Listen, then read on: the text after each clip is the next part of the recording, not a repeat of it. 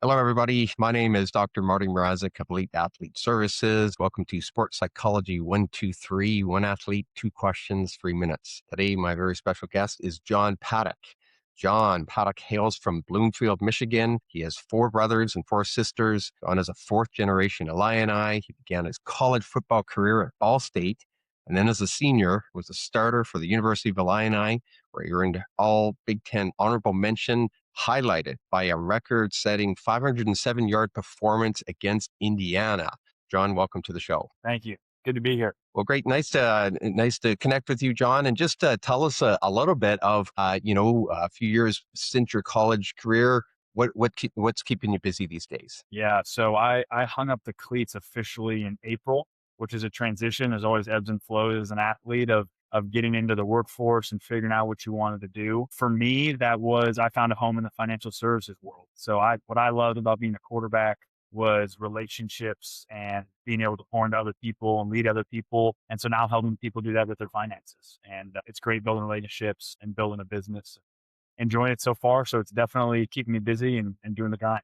Yeah, it's an interesting journey, isn't it, for athletes? I mean, years were spent really focused on football. I know you got a lot of other things in your life that are important to you, but again, a lot of your time was spent focused on football, and then it comes to an end, and you have to make this transition to a different part of your life. And I know that for some people, that's a huge transition. Tell us a little bit about how you navigated that transition. Yeah. I think what's unique about football too is the fact that I can't really go and just call my buddies and be like, hey, let's go throw on some pads and go play. You know, it's like you can play golf, you can play tennis, you can even play soccer leagues, baseball leagues, softball. There's other things you can do in other sports, but football, when it's done, it's done. And so that's just kind of the reality. And for me, what's been important is just finding other ways to compete. The competition was so ingrained in my life coming up, whether it was with my family, playing cards at the dinner table, whether it was in an official game in the Big Ten or in the MAC, competition was so important to me.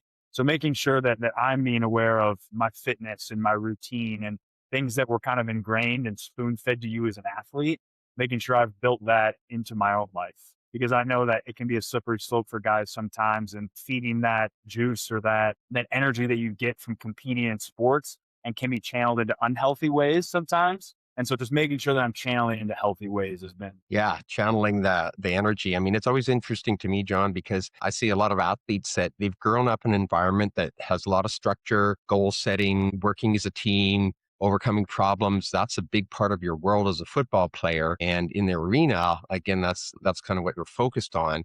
You have all those skills, but now you're not in the football arena, right? And so now it's like, okay, well, you actually have a very strong skill set that I don't think a lot of athletes really realize, but you have to find your new jam. You have to find your direction. You have to find what's going to still work for you. And were there other things that you found challenging about that transition? And what were some of the things that were helpful to you? Yeah, it's a good question. I think especially relating to the business world, right? Like when you think about I'm in the wealth management space or any type of sales role or business role, whether it's consulting, HR, marketing, advertising, that whole world that I've entered into, there's a lot of segue, right? Like be on time, have a structure, how you feel physically is going to impact how your work is, how your mental is. So I think it's just rewiring, kind of transferring the language of, hey, like I got up every day and I watched film. I worked out. I went to treatment. I took care of my body. And now you're just transitioning to those things of, okay, I'm checking my calendar. Am I going through my email? Am I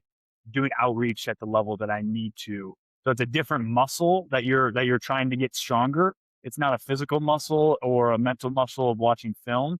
So it's just kind of in that early stage of, hey, I know I need to build up and build my capacity in other different activities that are not necessarily physical or football related, but still equally important. I think there's so much segue and like the things that I learned just from a human element and being on time and taking care of yourself physically, mentally, emotionally, spiritually has had unbelievable impacts and already I feel like giving me a leg up in a lot of ways and just in that transition. Yeah, no, it's so interesting. One of my colleagues, who's a CEO of a business, and he says that he would hire a former athlete over a book smart person just about any day of the year because of that skill set. And yet, I think for you, it's just like understanding what a valuable skill set that is. Like you say, being on time, showing up at meetings, being mentally ready, all that kind of stuff. There's a lot of that, but when you're not in the environment that you're used to, you have to make that adjustment, and that's a really interesting point that you make, right? Is that you have to really refigure that. So let's talk a little bit about your college career, John. You like a lot of players, you had to spend some time being patient, right? Waiting for your opportunity. And there's a lot to that, right? Is just when is my opportunity going to come? And that can be a tough circumstance, and yet it also builds resilience. Right. Walk us through your mindset as you think back on that career and the time that you spent waiting for the opportunity. What were some of the things that were really important to you or that you felt were really important for you as an athlete to do in those years where you're waiting for your big moment on the stage? Yeah, definitely a lot of delayed gratification would be a word that would coincide with my career. Waiting a long time, just from you putting in the work as like everybody else is, but then you're not necessarily getting the result that you want on the field or getting the opportunity you want on the field. So a lot of long nights, right? Like when I was a backup at Ball State for 4 years, and really I got there as a true freshman. I think I had some success, and the coaches noticed me, and like I was on the travel team, which I thought was really cool. And really, like starting after 8 or 9 games, my freshman year, I was the number two. Legit 4 years of being one play away. It definitely has ebbs and flows, and it weighs on you. There were times you wake up in the morning, you look at the ceiling, you're like, why am I doing this? I'm working really, really hard. I feel like there's nothing that's coming from it. For me, it was just leaning into things I can control, right? Like 7 Habits of Highly Effective People. I think that's one of those books that you don't read, that you study. And so there's a concept in there about your circle of influence and your circle of concern. And for me, I tried to really lean into my circle of influence. What can I control on a day-to-day basis, week-to-week basis, month-to-month basis, year-to-year basis that no one else can affect except me? And for me, that was not, I didn't have total control over the decision if I was going to be the starter or not. I didn't have control over how something's going to shake out for the guy that's ahead of me, but I had control over how can I be great in my process? How can I pour into my teammates? How can I be great in the weight room? How can I prepare like the starter every week and be ready? And when that opportunity comes, I knew that I was going to be ready. And so for me, leaning into that, it takes a lot of pressure off, trying to be worried about the external. And at the end of the day, what other people think, other decision makers or circumstances that are out of your control, of people that I've been around that have been really successful, whether it's in the business world, the athlete world, the coaching world, they spend the vast majority of their time, 99%, I would almost say, on things that they can control on a day-to-day basis. So for me, leaning into that was huge. Gratification and focusing on the things that you can control, right? Like, wow, those, and that's a mindset, right? Like you really have to shift to that because I think naturally, your mind, with you being a skilled athlete, it's natural to think about the future and I deserve this and I'm expecting this. These are my expectations, and sometimes those expectations are not met. So it was really, it sounded like there was some things mentally, a mindset that you really had to develop that was helpful for that. It sounds like that was a really big part of your growth, right? It's just to really adopt that mindset. For sure. Yeah. I mean, it's your words create worlds, and your mind is the most powerful tool you have. I mean, this, it's so impactful of the narratives that you play in your head and the situations that you're creating, the self-talk that you have. All of that is, relates to how your own self-awareness, your confidence. Just for me, it's a big thing about just the joy I have, and like being able to be a light and be kind to others. Because if I'm down on myself, like I'm not going to be as gracious to other people. And so it's definitely something that it took a lot of years of work. And I've had a lot of great people pour into me, coaches along the way, my grandfather, my parents. So I'm really lucky with the support system I have, because there's people that I could go to and vent. Like it wasn't always, it was a struggle. It's not like it was always easy. And so I think it's important to also have areas where you can vent, but then obviously coming back to reset and getting refocused on what the task at hand is. Yeah. Yeah. Very, very interesting. And it sounds like, again, you said you want to find joy in those situations. And while there is that element of frustration for sure, you could still have joy. You could still enjoy what you were doing. And it sounded like a lot of that came from having that mindset, which is I'm going to really focus on what I can control, and that you can have a good day with that. But it sounded like you had to be very intentional about being joyful, finding people that were supported you. Yep. But the message is, hey, you can have a great time. You can actually find fulfillment in doing what you're doing. Totally. I wouldn't pass up my journey or my career for anything. I had so much fun at Ball State, even through the 4 years of being a backup. I mean, if you read my college career in a snapshot, some people might be like, okay, like maybe I would take that journey. I don't know. Like it looks fun at times, other times not so much, but I love my journey. And I think it's just a testament to the culture we had at Ball State and at Illinois. And then also, like you said, things that I kind of developed and that I was able to learn and grow in over time. But we live in such an instant gratification society, right? Like we want things now and everything's supposed to be convenient and now. And I think me adopting the mindset of the suffering and the pain and pushing through that is going to pay more dividends than you even realize in any capacity of just learning about yourself and growing. And I'm a big believer that most of the things you want in this life are on the other side of doing something really hard. And you do your most growth when you get outside your comfort zone. And there's a suffering in that. And I'm really strong in my faith, and I believe that's how God designed it. And I worry sometimes about people, especially in the athlete world. Oh, I'm not the starter. Okay, I'm going to transfer. The grass is always greener. The grass is always greener. It's like the learning and the growth that some of those guys are missing out on by sticking it out and having faith and trusting in the people around you and decision makers and in your faith, and then controlling what you can control. I think there's sometimes missed learning and growth. Yeah, no, it's powerful, and I think, like you said, you're really locked into your purpose. And then, okay, so you take this journey. You have to really dial into this mindset, and then you get your opportunity in your senior year. Walk us through how you feel all the time in waiting, which again was purposeful. It's not meaningless waiting, but how did that help you? How do you feel that prepared you for when you did have that moment? Yeah, I think a coach at Illinois, and this always stuck with me. He said there are three types of players. There's excellent players, and those players learn from other people's mistakes. There are good players, and those players learn from their own mistakes. And then there are bad players, and they don't learn, right? Like they don't learn from anything. And so I think being able to watch and learn from guys that were ahead of me, I was able to learn from other people's mistakes. And then in the moment, through that season, there was stuff that I hadn't experienced from that, and then that I learned myself the hard way at times. So when I got my opportunity, I was the most thing I was excited about was having ownership and leadership on that team. And so I feel like from the jump, that was always something that was very natural for me, that flowed really well. But then getting into the games and actually playing, there's so much learning growth.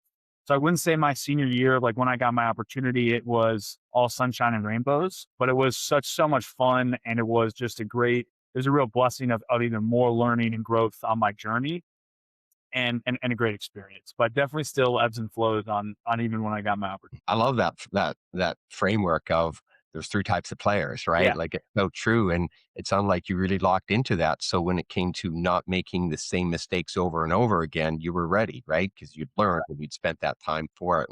And that's an important mindset to have, right? Is that I can be one of these three players, but I'm choosing to be the one that's gonna improve myself by looking at what other people are doing. Love absolutely. that.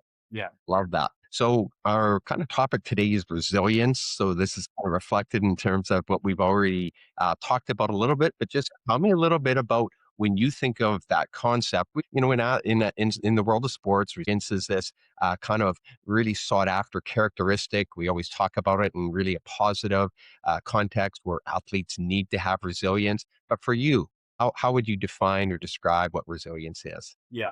So when you sent me yesterday resilience, I was excited to talk about it. I always love to start when I get a word like that. Is what's the definition? The definition of resilience is the capacity to withstand or to recover quickly from difficulties, toughness. I think that kind of breaking that down, right? When I think you think of the buzzwords in the athlete world would be like next play mentality, mentally tough. Think of resetting. Think of having a short memory. I think all of those are kind of under the umbrella of resilience, but resilience has a longer time horizon. It's doing those things over and over and over and over again for a longer period of time. Someone makes a bad play, they get over it, they have a good next play. That's great. That's something that all athletes should practice, and that reset mentality of good play, bad play. I'm moving on to the next. I can't control what's in the past. I can only learn from it and move on to the next. Resilience is just that drawn out over a really long period of time. And so, the day to day, like I said, of what you can control, moving on, that one play at a time mentality where you're getting just that 1% better, 0.1% better day after day after day, then turns into years. And resilience is just the mindset of that. I'm going to focus on process. I'm not going to focus on outcomes. I feel like it's, excuse me, all over my feed these days. You hear guys like Saban, like Signee, really great coaches that have been in the football world, and they talk about process. They say, our goal is not to win the game. Our goal is to have the best practice that we're going to have today, and each play making it the best that it can be. And at the end of the day, I think that's a lot what encompasses resilience, is being focused on the process. What can I do this week, this minute, this hour to get better, and not being consumed with the win or loss? Because at the end of the day, all you can do is perform to the best of your ability, and it's going to shake out how it's going to shake out. Yeah. I love the way you frame that, that it's doing the little things on a consistent basis, right? Like, yes, those mental skills in the game of next up mentality, all that is really important, but it's not something that's automatic unless you've really practiced it in a Yeah, variety of situations. And so right. for you, again, that resilience, you learned that in many different situations because your focus was not, again, did I make the pass or not? It's really Yeah, about that mindset. yeah. Great stuff. So when you think about building resilience for young athletes, as you said, there's so much in the way of the immediate and the now and NIL, and we all have our opinions about that. But when you think of a young athlete and building resilience, what would be some of the characteristics, or what would be some of the things that you would want to emphasize to any young athlete? I think first and foremost, it's limiting the outside noise. And there's just so much access these days, and there's so much comparison. So any challenge that I have for a young athlete, we're gonna beat the dead horse on control you can control, but that's okay because it's important. But for these young athletes, really looking at what am I worried about? Am I focused on getting an offer all the time? Am I worried about who's going to recruit me? Am I worried about winning the game? What are some things that are kind of occupying your headspace, and seeing if you can rewire some of that and just being like, hey, only thing I need to do is make sure I'm getting with my receivers, make sure I'm being a great leader, make sure I'm doing the things that I need to do on a day-to-day basis. And so leaning into that, I think that's really important for young athletes. Is so much outside noise. Be focused on you and your team. All that stuff will come, especially with football, if you put the tape out there and you focus on you, your team, and your guys. I also think for younger guys, self-control. I think self-control, I'm sure you've experienced this. There's like so hundreds and hundreds of books you can read about leadership and mental focus and mental capacity.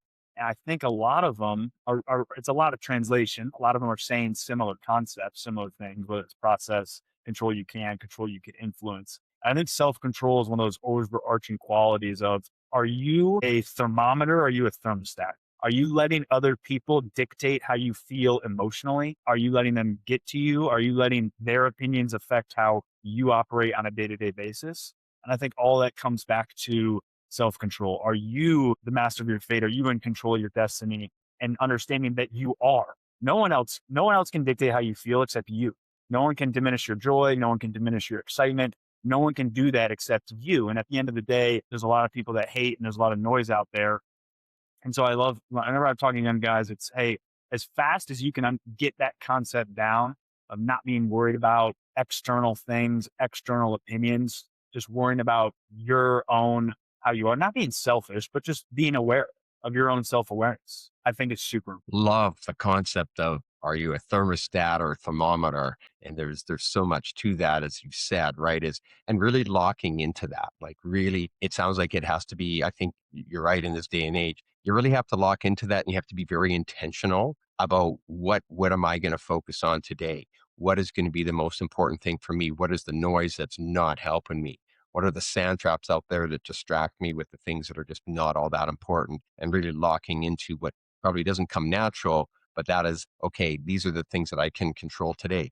Even if it's just being an encourager on the sideline, even if it's just being positive in the dressing room, making a teammate, saying one positive thing, like, those are things, right? And it sounds like that's your philosophy, right? Like, that's being a thermostat because you set the terms to that.